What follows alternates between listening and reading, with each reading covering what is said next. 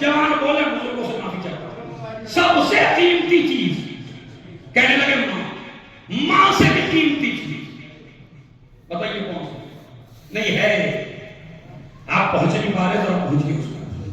سب سے زیادہ قیمتی تمہاری دولت نہیں، حکومت نہیں، بچے نہیں، بیگم نہیں، بھائی نہیں، رشتہ دار نہیں، خانوادہ نہیں، کچھ نہیں، حد یہ کہ ماں بھی نہیں، سب سے قیمتی شے ہے محبت اہل بیت۔ بتائیے ہے یہ صحیح ہے یا غلط؟ 100% ایگری ہے نا؟ یعنی اس سے بڑی ہمارے پاس کوئی شے، محبت اہل بیت ولایت علی سے بڑی ہمارے پاس کوئی بھی شے، زور سے بولیے، ہمارے آپ کے پاس کوئی شے نہیں۔ یہ ولایت آپ نے کتنے میں خریدی؟ کہاں سے ملی آپ کو؟ یہ جو لڑکا کہتا ہے مجھے میرے ماں باپ نے دیا ہی کیا ہے، میری ماں نے مجھے دیا ہی کیا ہے، تو یہ بتا یہ جو ولایت علی تیرے سینے میں ہے اسے تو لے کے کہاں سے آیا؟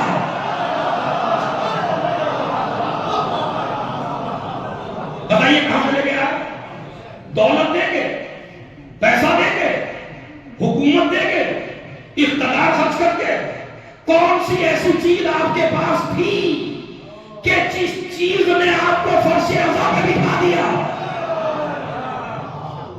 عزادار بنا دیا، ماتمدار بنا دیا، اہل بیت کا چاہنے والا بنا دیا؟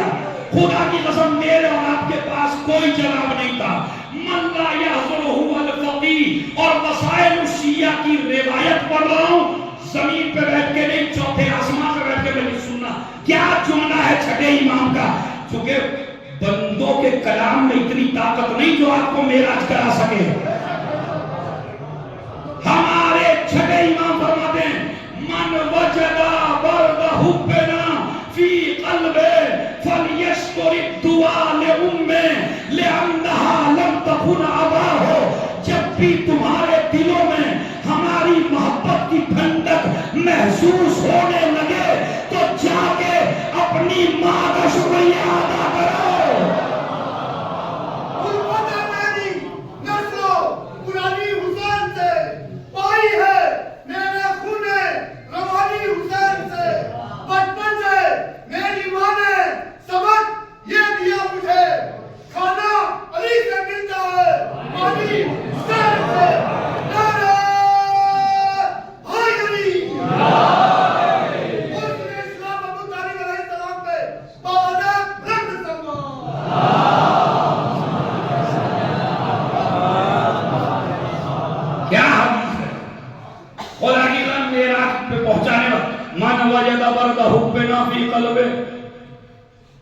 فَلْيَشْكُرِ الدُّعَاءَ لِأُمِّهِ لِأَنَّهَا لَمْ تَكُنْ أَبَاهُ۔ ترجمہ سن لیجئے، ترجمے میں پوری مجلس ہے۔ جس انسان کے دل میں ہماری محبت کی ٹھنڈک محسوس ہونے لگے اسے چاہیے کہ وہ اپنے گھر جائے، اپنی ماں کا شکریہ ادا کرے۔ کیوں؟ اس لیے کہ اس کی ماں نے اس کے باپ کے ساتھ خیانت نہیں کی۔ اگر خیانت کر دیتی تو سب کچھ بن جاتا مگر آزادار۔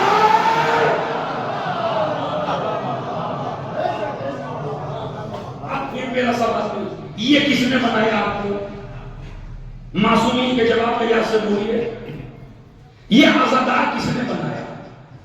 یہ ماتمدار کس نے بنایا؟ یہ محبت والا کس نے بنایا؟ تمام۔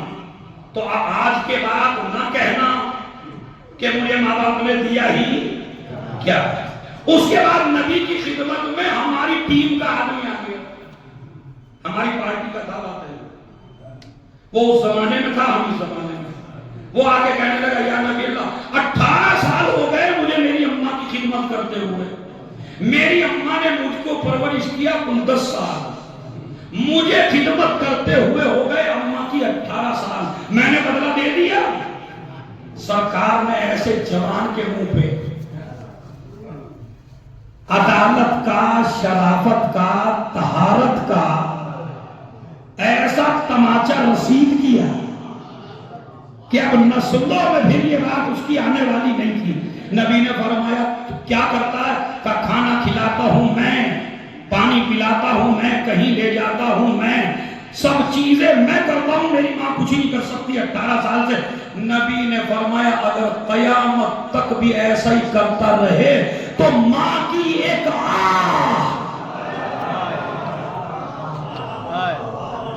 اس میں لفظ ہے، یہ میرا کمال نہیں ہے جو میں پڑھی، یہ روایت ہے. تو ایک کا بدلہ.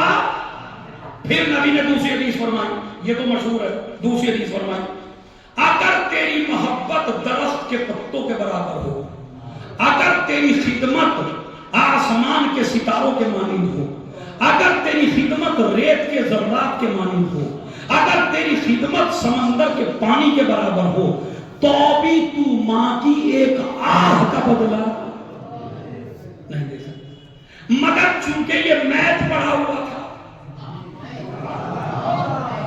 اس نے کہنے لگا یہ کیسے؟ اس نے مجھ کو پرورش کیا کل 10 سال، مجھے خدمت ہو گئی مثلا کرتے 18 سال یا 50 سال، تو 50 میں سے 10 نکال دیے، 10 تو بدلا ہو گئے، 40 میرے ایڈوانس ہو گئے، اوپر ہو گئے. آپ کیسے گئے؟ نبی نے فرمایا عمل موقوف ہے نیت پر. نہیں اگر یہ میرا جملہ بہت ہے، میرا نہیں بھائی، جوانو جواب آ رہا ہے. مطلب یا نبی اللہ کا تیری اور تیری ماں کی نیت میں فرق ہے. کا فرق کیا ہے؟ کا سوچ کتنا فرق ہے. جب تیری ماں تیری خدمت کر رہی تھی، اس کی نظریں تیری زندگی پر تھی.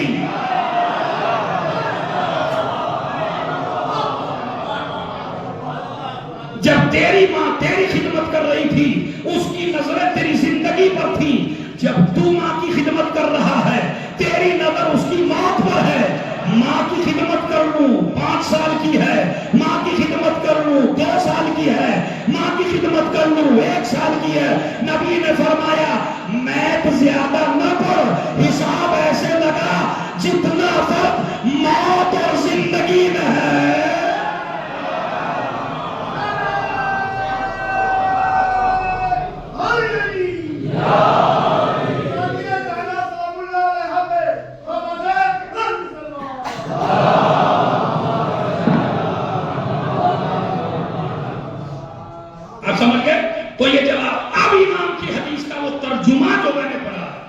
مولا کیا فرماتے ہیں صحیفہ سے کیا ہے؟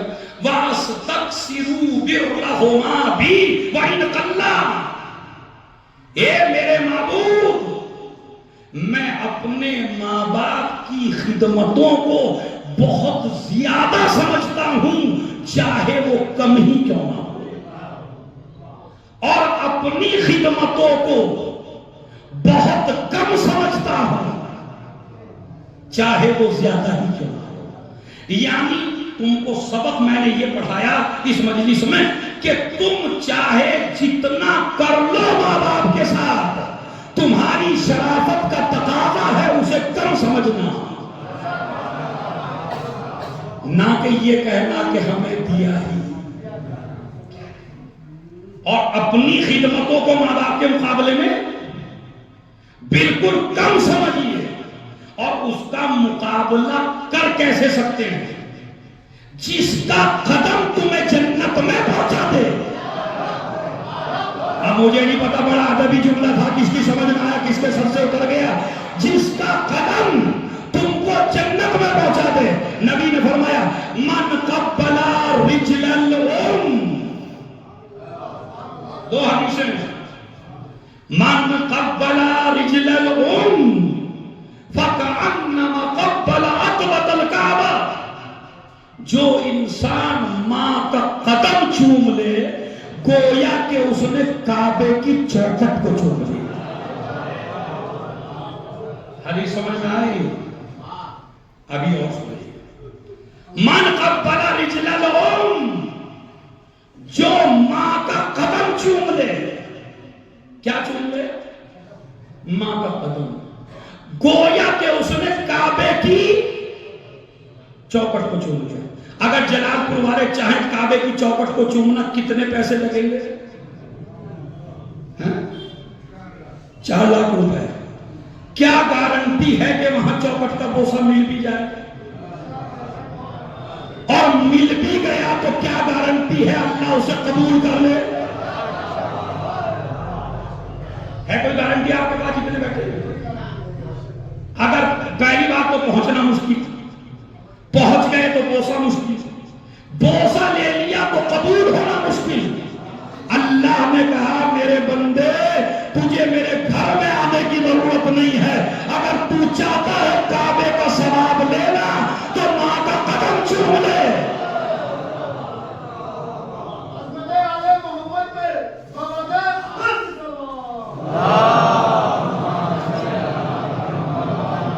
دوسری حدیث من قبل رجل امہ فکأنما قبل عتبۃ الجنہ، جس نے ماں کا قدم چوما گویا کہ اس نے جنت کی چوکھٹ کو چوم لیا۔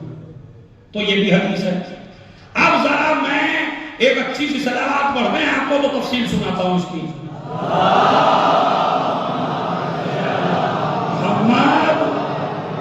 سنیے بھائی، ماں کو سے ذرا اور سے سنیے۔ نبی نے کیا کہا؟ ماں کا قدم چومے ثواب ملے گا کعبے کی چوکھٹ کا۔ ماں کا قدم چومے ایسا جیسے جنت کی چوکھٹ کو چوم لیا۔ تو یا نبی اللہ یہ کہتے تھے نا جو ماں کی پیشانی چومے، یعنی جو پیشانی چوم لے گویا کہ اس نے جنت کو چوم لی، جس نے ماں کی پیشانی چوم لی گویا کہ اس نے کعبے کی چوکھٹ چوم لی۔ نہیں ہے حدیث میں، کہیں نہیں ہے، خالی ماں کے لیے یہ حدیث ہے جو ماں کا قدم چومے۔ اب ذرا تیار ہو جائیے جہاں جہاں مجمع بیٹھا، میری مجلس کا سب سے قیمتی جملہ، اب اندازہ لگائیے کیا بات ہوگی۔ ماں کا قدم کعبے کی چوکھٹ، ماں کا قدم جنت کی چوکھٹ، پیشانی نہیں کہا۔ یا نبی اللہ پیشانی سے تشبیہ دیتے، کہا اگر پیشانی سے تشبیہ دیتا اور انسان بوسہ لیتا ماں کی پیشانی کا تو اس انسان کو ماں کے سامنے سر اٹھانا پڑتا۔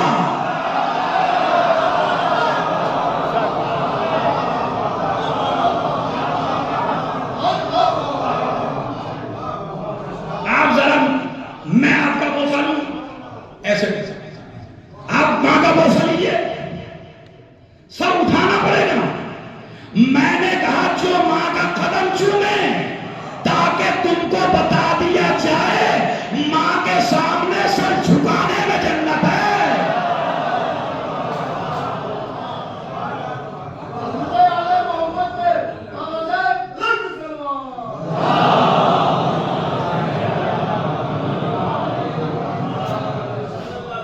آج مسلمان ذلیل کیوں ہو رہا؟ ذلیل کیوں ہو رہا مسلمان؟ اس کی ذلت کے ایک راز ہے، وہ سنیے کیا راز ہے، یہ بھی لکھ کے لے جائیے دل پہ آج کی مجلس کا تحفہ۔ آج جو مسلمان 54-55 حکومتیں مسلمانوں کی، مگر یہ ذلیل کیوں ہے چاروں طرف؟ اس کی ایک ہی وجہ ہے، جہاں اللہ نے کہا تھا سر اٹھا کے چلنا، وہاں مسلمان سر جھکا کے گئے، اور جہاں اللہ نے کہا تھا سر جھکا کے چلنا وہاں سر اٹھا کے گیا۔ کیسے؟ اقتدار کے سامنے جانا سر اٹھا کے، ظالم کے سامنے جانا سر اٹھا کے، دولت کے سامنے جانا سر اٹھا کے، ظالم کے سامنے جانا سر اٹھا کے، جابر کے سامنے جانا سر اٹھا کے، باطل کے سامنے جانا سر اٹھا کے، مگر یہ سب جگہ سر جھکا کے گیا۔ اللہ نے کہا تھا ماں باپ کے سامنے آنا سر جھکا کے، دروازہ فاطمہ پہ آنا۔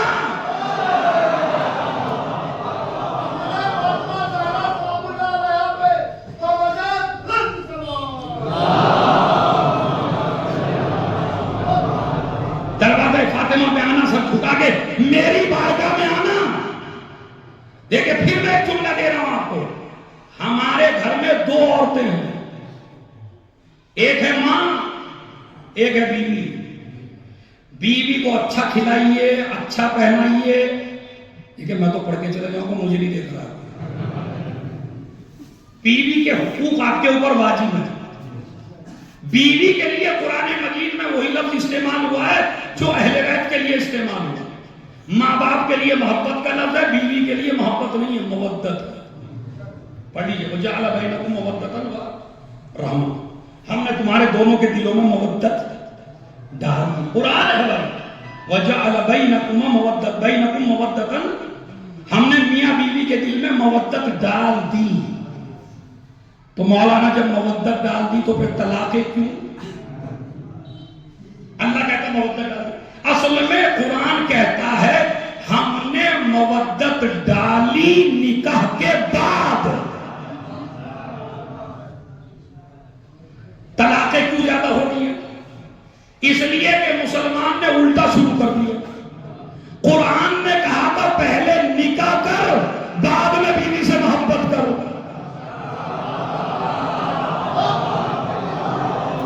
ابھی جوان نہیں سمجھے شاید کچھ. قرآن نے کہا تھا پہلے نکاح کر بعد میں محبت کر. جوان لڑکے نے الٹا شروع کیا، پہلے محبت کی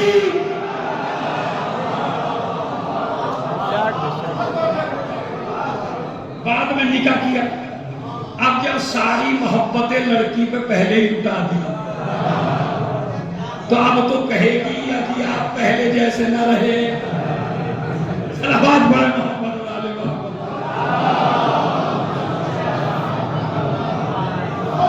تو بیوی، تاکہ میری کوئی بہن یہ نہ کہے مولانا تو ماں کا حق پڑ کے بیوی کا کھانا کھلانا، کپڑے پہنانا، اچھا مکان دینا، اس کا خیال کرنا سب واجب ہے نماز کی طرح.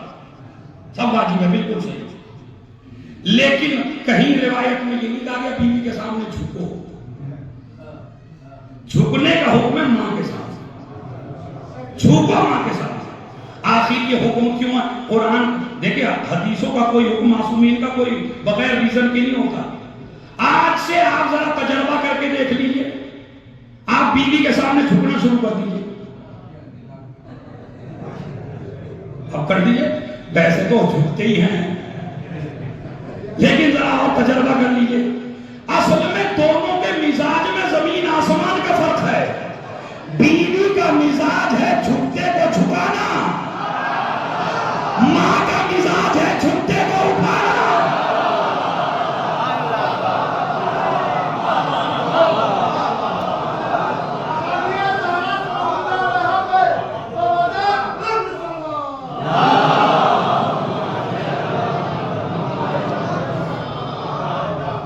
ادھر جوان ماں کے قدموں میں جھکنے لگا، ادھر ایسے اٹھا لیا. اسلام کہتا ہے وہاں جھکو جو تمہیں جھکتے ہی عزت دے دے، جو تمہیں جھکتے ہی اٹھا لے. اسی لیے حر کو حسین کے قدموں میں جھکایا. ادھر حر جھکا، ادھر حسین نے اٹھایا.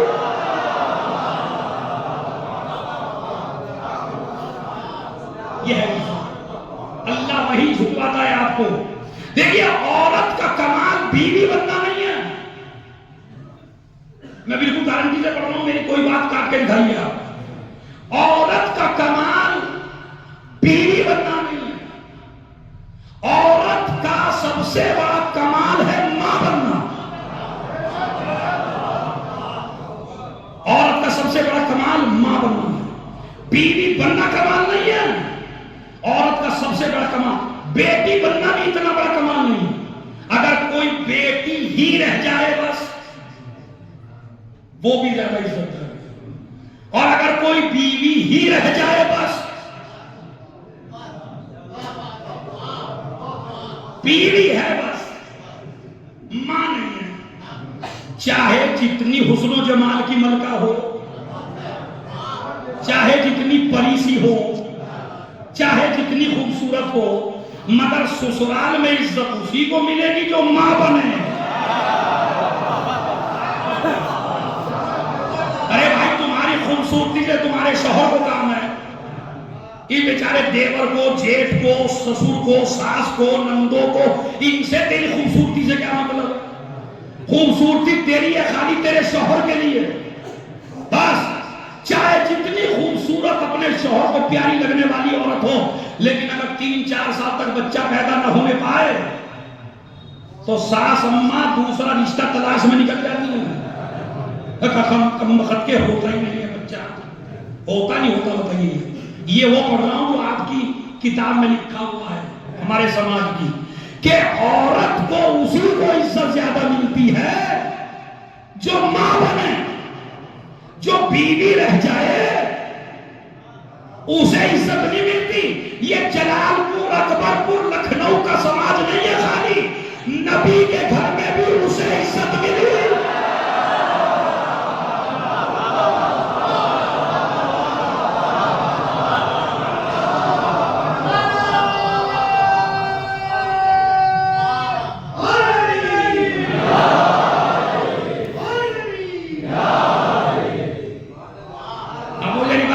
کس کے سمجھ میں آ رہے ہیں؟ نبی کے گھر میں بھی سب سے زیادہ اسے عزت ملی جو ماں بنی، اور اللہ نے ماں ایری خیری کو نہیں بنایا، اللہ نے بس ایک ہی کو ماں، اور ایک اور ماں بنی ماریہ تبتیہ، سمجھ ابراہیم۔ لیکن سب سے زیادہ عزت کسے ملی؟ صحیح بخاری کی حدیث سنا ہوں آپ کو، صحیح بخاری میں موجود ہے کہ جناب عائشہ نے فرمایا ما غرت علی احد من النساء کما غرت علی خدیجہ، جتنا حسد مجھے خدیجہ سے ہوا۔ بھائی امام بخاری لکھ رہے ہیں، میں کیا کروں اس میں، میرا آپ کا کیا جاتا ہے پڑھنے میں؟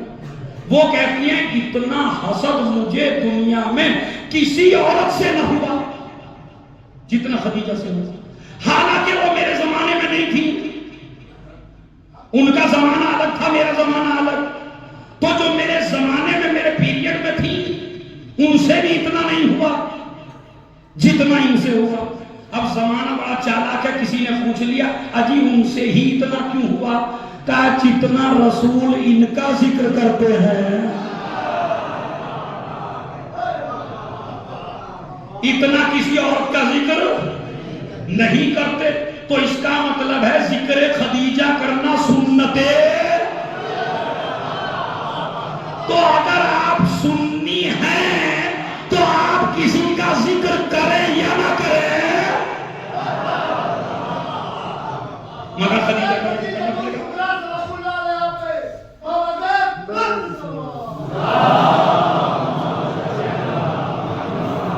سنیے بھائی، وہ جو وہاں تک آخر تک بیٹھے گا، اب اپنے حسد کا ایک واقعہ بھی سنا، وہ بھی صحیح بخاری میں۔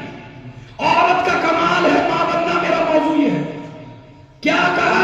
اتنا حسد مجھے کسی سے نہیں ہوا جتنا خدیجہ سے۔ ایک دن حسد میں آ کے میں نے کہا یا رسول اللہ، تم کو اتنی خوبصورت بیویاں اللہ نے دی، پھر بھی تم ایک بڑھیا کو یاد کرتے ہو۔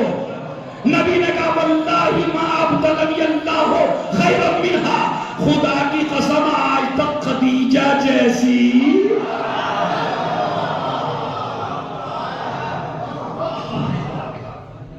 اس کے لیے میں نے بھی کہا تھا آخر کے لوگوں آپ آپ زمین پہ بیٹھے رہ جائیے تو ہم بھی دیکھتے ہیں، اس لیے کہ وہ ام المومنین خود کہہ رہے ہیں ایک دن میرا اتنا حسد بڑھا، میں نے کہا اس بڑھیا کو آپ یاد کرتے رہتے ہیں، اور اللہ نے آپ کو اتنی خوب کہا اللہ نے مجھے آج تک خدیجہ جیسی نہیں دی۔